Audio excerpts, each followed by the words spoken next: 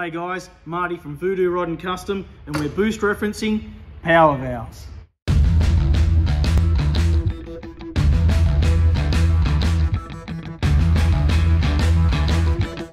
Okay, quick lesson in power valves. Now we have in front of us here is a supercharger. Our power valve is not going to work correctly if we leave our reference point for a standard carburetor. So this is our metering plate, pretty standard on all Holley and similar carburetors. This is our power valve or a power enrichment circuit. What we need to do is change our reference point. So we are basically boost versus NA. This is a throttle plate for a naturally aspirated Holley carburetor. It receives its signal from under here, basically under the throttle plates, which sees vacuum.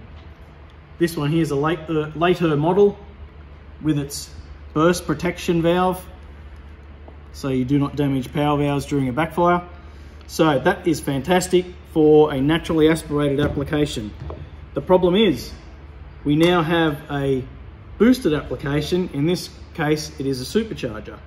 We cannot take our power valve signal from under here, as our manifold is now boosted. So what we need to do is modify and change our reference point. In this case, we're going to have an externally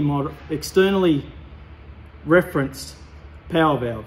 So what I've done here, I've mixed up some JB weld, as you guys call it, and I've epoxied up where it would take its signal from. Now, as you can see how I've done this, I've just got a bit of masking tape. I've got some tube, just basically jammed it in there, epoxied it, left it overnight, came in the next day, pulled this apart. This is quite lumpy and ugly. I've run that through the milling machine. If you don't have a mill, you could probably do it with a file, maybe even a flat disc on a grinder if you're very careful. I've taken the shortest or shallowest of cuts. You can see there's literally nothing there in terms of ridge, so we're not upsetting anything too much.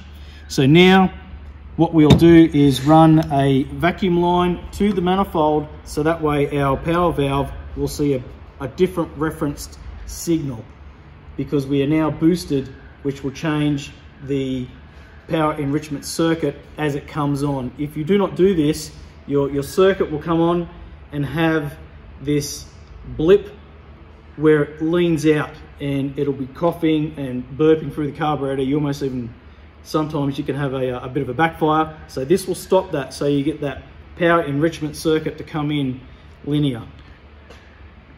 Thanks for watching. This is Marty from Voodoo Rod and Custom.